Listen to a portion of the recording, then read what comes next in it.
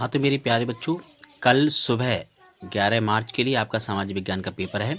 तो ये पेपर बिल्कुल सेम पेपर यही आने वाला है बच्चों। ये जो कोड बता रहा हूँ मैं 825 आरडी, ये एक प्रकार से बहुत ही महत्वपूर्ण सेट है।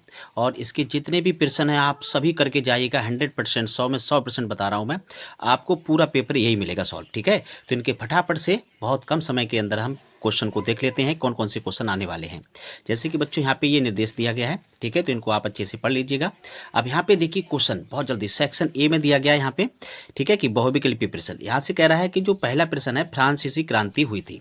ठीक है, तो सही बच्चे वीडियो को लाइक कर देना। ठीक है, और यही प्रश्न आपको आने वाले हैं, जैसे कि मैंने कला में बताया था आपको, तो सभी प्रश्न वही आए थे। सही बच्चों ने करके आए होंगे, बहुत अच्छे मार्क्स लेके आए होंगे बच्चे। ठीक है, तो कमेंट के माध्यम से बताइएगा कितने प्रश्न उसमें से मेरे आए थे। ठीक है, या फिर कितने प्रश्न मेरे बताने पर आपके पूर्ण हुए थे। चलो यहाँ पे क्वेश्चन कह रहा है बेटा, फ्रांसीसी क्रांति हुई थी। देखो 1799 में, 1889 में, 1789 में, या फिर 1800 में। ठीक है, तो कौन सा ऑप्शन इसमें सही हो जाएगा? जल्दी, बहुत जल्दी बताइए। 1789, तो इसलिए ऑप्शन नंबर इसमें सी बिल्कुल करेक्ट हो जाएगा। अगला प्रश्न है, जलियांवाला बाग हत्याकांड हुआ था। ठीक है, ये सभी बच्चों को पता होना चाहिए। यहाँ पे 13 अप्रैल 1919 में, इसको भूल मत जाना बच्चों, बहुत ही महत्वपूर्ण प्रश्न है। यही प्रश्न आपको मिलने वाला है कल सुबह। ठीक है, देख लेना, कल सुबह मिलेगा। अगला प्रश्न है, गुलामगिरी का लेखक कौन था? तो यहाँ पे ज्योतिबा फूले। ठीक है, बी ऑप्शन करेक्ट। ठीक, अब देख लेते हैं फटाफट चौथा प्रश्न का।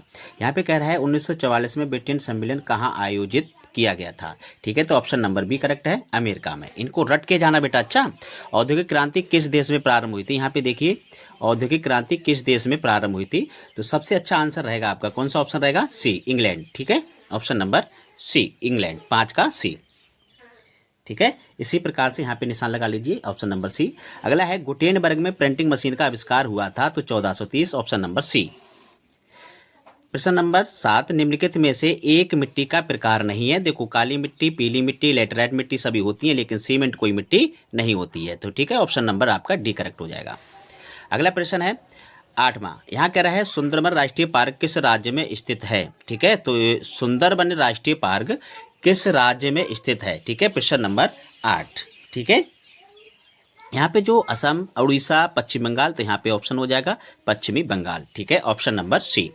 9वां प्रश्न है, सलाल बांध किस नदी पर बना है? ठीक है, तो Chenab. Okay, option number B correct. इनको रट के जाना बेटा। ठीक है, ये प्रश्न आपको आने वाले हैं, समझ लो। अगला प्रश्न है प्रश्न नंबर 10, इनमें से कौन सी रबी फसल है? ठीक है, कौन सी रबी की फसल? देखो, मोटा अनाज, चना, कपास, ये सभी हैं, तो option number C, A correct हो जाएगा, चावल। ठीक है, ये इसका रबी की फसल, इनमें से कौन सी रबी की फसल है? ठीक है, तो यहाँ पे चावल हो जाएगा। ठीक है, नहीं भाई, कौन सी रबी की फसल है? चावल हो जाएगा, चना हो जाएगा, या मोटा अनाज, कपास। ठीक है, तो मोटा अनाज, कपास, चना। ठीक है, तो इसमें option number A he correct रहेगा। ठीक है, अगला है 11वां, निम्नलिखित में कौन सा ग्रामीण क्षेत्र के विकास का लक्ष्य है? ठीक है, तो ये सभी, ऑप्शन नंबर ये सभी। ठीक है, क्योंकि यहाँ पे नियमित कार्य भी हो, उपज के उचित विकास भी हो, कीमत भी हो, और बेहतर मजदूरी मिले, तभी ग्रामीण क्षेत्र का विकास हो सकता है। तो ऑप्शन नंबर डी करेक्ट हो जाएगा, ये सभी। अगला प्रश्न है यहाँ पे 12वां, यहाँ दिया गया है, निम्न में आधारभूत उद्योग कौन सा है? तो यहाँ पे ऑप्शन नंबर सी करेक्ट हो जाएगा, लौह एवं इस्पात। 14वां प्रश्न, निम्न में से परिवहन कौन सा साधन वहन हानियों द्वारा देरी को घटाता है? तो पाइपलाइन। ठीक है, तो इससे ऑप्शन नंबर बी करेक्ट हो जाएगा। अब देखते हैं प्रश्न नंबर 15। यहाँ पे दिया गया है, निम्नलिखित में किस देश का विभाजन धर्म तथा जाति के आधार पर हुआ था? ठीक है, तो ऑप्शन नंबर सी करेक्ट हो जाएगा, यूगोस्लाविया।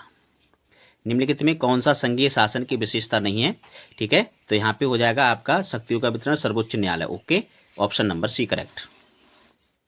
अगला है प्रश्न नंबर 17, यहाँ पे निम्नलिखित में से कौन सा राजनीतिक दल राष्ट्रीय पार्टी नहीं है?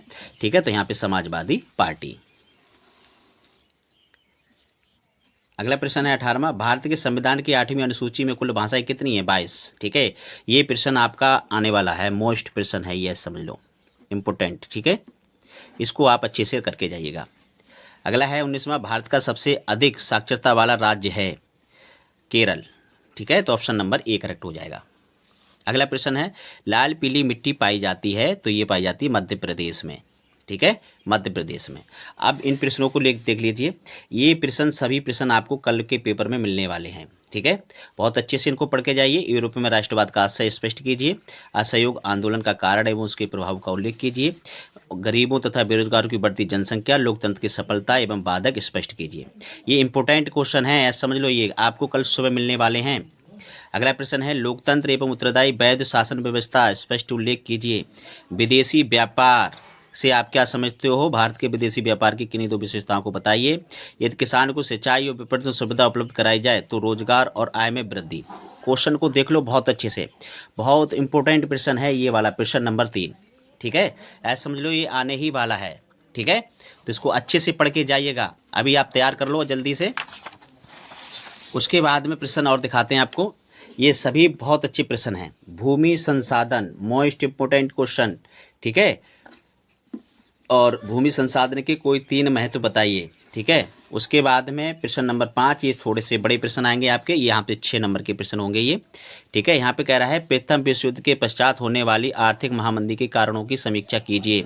तो बेटा इस प्रश्न को अच्छे से करके जाना। अगला प्रश्न है 6, संघवाद क्या है? भारत के संघ शासन व्यवस्था की प्रमुख विशेषता का वर्णन कीजिए। ठीक है, ये सभी बहुत इंपॉर्टेंट प्रश्न हैं, इनको अच्छे से पढ़ के जाइएगा। ये सभी प्रश्न कल आपके पेपर में आने वाले हैं। अगला है, बहुराष्ट्रीय कंपनियां विभिन्न देशों के उत्पादन प्रक्रिया को एक दूसरे से जोड़ती हैं। मोस्ट इंपोर्टेंट क्वेश्चन है ये।